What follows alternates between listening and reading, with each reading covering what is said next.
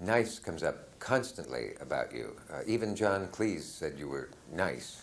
And see, there it turns me into a maniac. It turns me into a killer. Nice, no, it's not nice again. Help! Well, I am. I just don't know why it is. It's just one of those things. I've tried to kill, I've tried to maim and wound, but it just always works out. I make people nice tea and pastries and get this reputation, and I'm sorry about that. You hurt me, then. I'm not going to be able to continue. You know, horseplay is fun until someone gets hurt, and then it's fun. I would never call you nice or niece. You know, I didn't go for the microphone. I went for the sort of straight for the voice box. Yeah. The veteran performer. Not for the valuable equipment.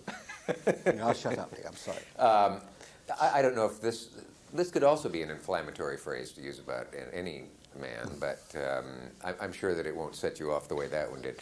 But you've been often called the most normal of the Pythons. Now, whether that's a compliment it's a tricky or not one. Is something that you can handle, I'm sure. That's a tricky one, yeah. Because I know I'm not, you see. Underneath, I know I'm not normal, but I suppose it's just an exterior, which is quite useful to go through life as fairly normal. Then people kind of, you know, people do things they wouldn't do if they knew that I was abnormal. Well, you see what I mean? You know, and it takes great skill to play normalcy anyway. It's a very hard role to play.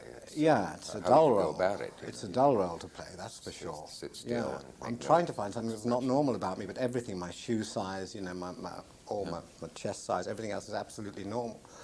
Well, someone pointed out once the that third ear on the back of the head is the only thing that's the slightest. The third ear? Unfortunately, you can't see that. Just stretch it every now and then. Everything else is absolutely routine. It's really dull. They made me promise not to reveal your third ear, and now after all these years. I can hear every word you're saying behind me. What a damn good idea that is. Little mutterings. It's very useful. Yeah. Somebody pointed out that the Python stuff is, this was not a terribly bright person who pointed this out, an average, normal, nice person, that almost all of the Python stuff can be combed carefully without finding any references that date, really, or go out of style or fashion. Was that conscious at the time to not talk about the day's headlines and that sort of thing? Yeah, I think so, because we would have such enormous arguments about politics in the day's headlines. Nothing would get done. I mean, because Pythons had diametrically opposed political views at that time, you know, and this led to you know, very strong arguments, which would completely hold up the humorous process. And also, I suppose in the back of our minds, we felt, well, you know, if this stuff is going to last, we must make quite sure that we don't actually sort of pin it down to today. And also the other thing was that there was nothing very interesting to say about today ever in the news. In those days, there were no interests. There wasn't really very much. There were politicians whom we felt were ridiculous figures, but we couldn't put up a reasoned critique of them, so we would do something like include them in Spot the Loony.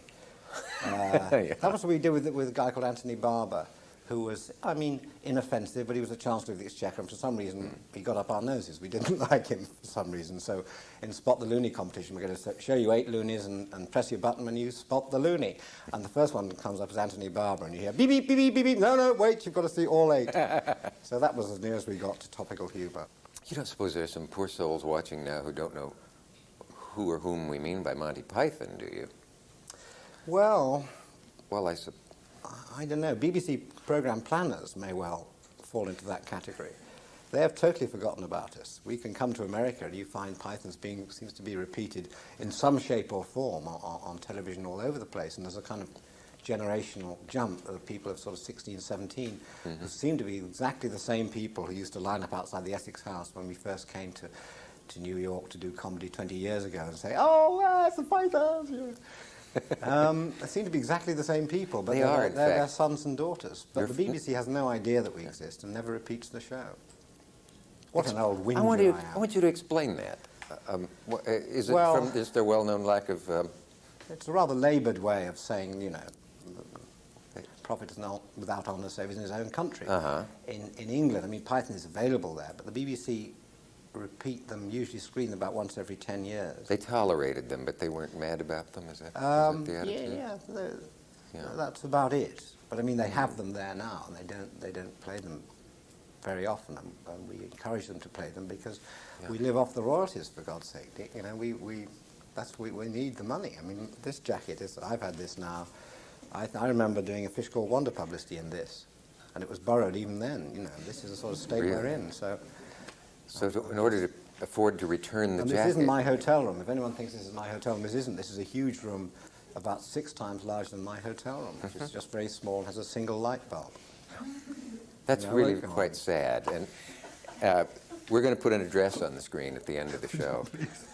And I know that a lot of little tykes and people who mothers are saving to send them to college will probably pinch pennies and quarters and whatever the coins would be. I don't want to be patronized. We don't want to be patronized. No, let's not do that. If they give us the money, they'll get every cent of that back in a few years' time from one or other of the Python team. Yeah, but it will have renewed its interest, if not redoubled it. We have only a minute left in this segment, so it's kind of do you hear a cat? It's the kitchens. It's just the kitchens. Oh, it's the It's just the kitchen. kitchens, yes. They make a very nice little cat souffle here. Pussy frick, I as can hear a cat. W.C. Fields might say. Yeah. Yes. Pussy frick. But I'm not imagining cat-like sounds, am I? Is it only when No, you're there's here? a lot of cats over there, Dick. Oh, a lot of are there? all sorts of cats, black and white ones. Oh, there's a Yes. great big tortoiseshell one coming along there. Oh, it's gone, jumped on the microphone. You do box. see them too. Yes, good I see sir. the cats. I see the cats. Nice pussy cat. You came upon your grandfather's diary Great-grandfather's or diary. dairy. My notes were so poorly handwritten that I wasn't sure whether a chance discovery of his grandfather's dairy or diary was an important... It was interesting, because what I did was I milked the diaries for the story, and that's probably where the conflict came in. I came across a diary in a dairy. And squeezed the good out of it. Yeah, And I milked it for that. But I took the cream of it, anyway. But perhaps we don't even want to talk about this. Would it be refreshing for you if you could go on a show and not even have to mention the project that has brought you here? Well, I'd like to make... I'd love to do that. I would love that. Unfortunately, I'll not be able to pay for the limousines. the room with... Actually, I was lying about the single light bulb. There's 2 light bulbs. And all the other luxuries that I'm given precisely in order to mention the name of the, what you think of offending plug, Yeah. But I'll let you say it first, and I will not. I'll feign sort of surprise when you say it. if you Okay. like. Oh, I was thinking about American Friends. Oh, yes, the film I've just done. Yes, that that's- precisely. You've heard of funny. it. Yeah, yes. Could you give us a How little did you idea know of what about it's it? about, perhaps, and maybe fill us in on it? Oh, well, I'd love to. Okay, well, On here's air? your chance. On air? Well, American Friends is a story of a man who goes on a walking holiday in Switzerland. He's a bachelor, Victorian cleric, falls in love with a girl of 17 and marries her, thus destroying his career en route and being cast off into the outer wildernesses of a small parish in furthest England. But he has the girl, they have 7 children, live happily ever after. That's I saw roughly that it. already. You saw the Schwarzenegger version. I'm sorry. Michael and I were speaking before the show about... Conan, I'll tell you a film I always wanted to make was Conan the Librarian, which is a great movie. Do you think Arnie would be interested? It's just a very sort of people come in and say, Arnie, there's 2 pages missing out of this Mark Twain. Okay, leave it to me. Leave it to me. And he goes and gets the previous person who's torn the pages out and he rips them apart. Anyway, actually, now this is ad-libbing. And rips the people who rip the pages. Yeah, So that's right. Well, ripping is the revenge. People aren't important. The books are important to Conan the Librarian. Books are what is his life. If I were you, I would forget American Friends, was it? Because right away, just from the 300 people we have assembled here, you can tell from the reaction. I have a better idea. Why don't we... I don't think the posters have gone out yet. Can we call it Conan the Librarian? Yeah. And it can still be a story of a Victorian clergyman falls in love with a 17-year-old girl. Maybe it wouldn't matter, would it? I mean... Hardly, because once they're critics inside... may say, what a wonderful off-the-wall idea this is. The title... At last, a movie where the title bears absolutely no relationship, not the slightest relationship to anything we have seen on screen. Brave. Thanks, Mike, for doing this. Thanks being brave. Tough. None of that bullshit about, titles meaning something. That's right. Yeah, And it was no, sort no of secrets structuralist. need to be worried Yeah, about absolutely. revealing because the title doesn't even give a hint. Yeah. I don't know why Edison didn't think of this or something. Yeah. I Well, he had a lot of other things to think about, didn't he, really? yeah, yeah. He has to get that. Is Edison invented what, the light? The lighthouse. I thought it was the Edison. That's What did Edison I'm so far from my education. It wasn't the phone, no, that was Bell. Was Edison invented? It wasn't the cough drop. If it was Edison, then the telephone would have been the yeah. Edison. He said, "I need you, Watson." Yes. I need you. What's on?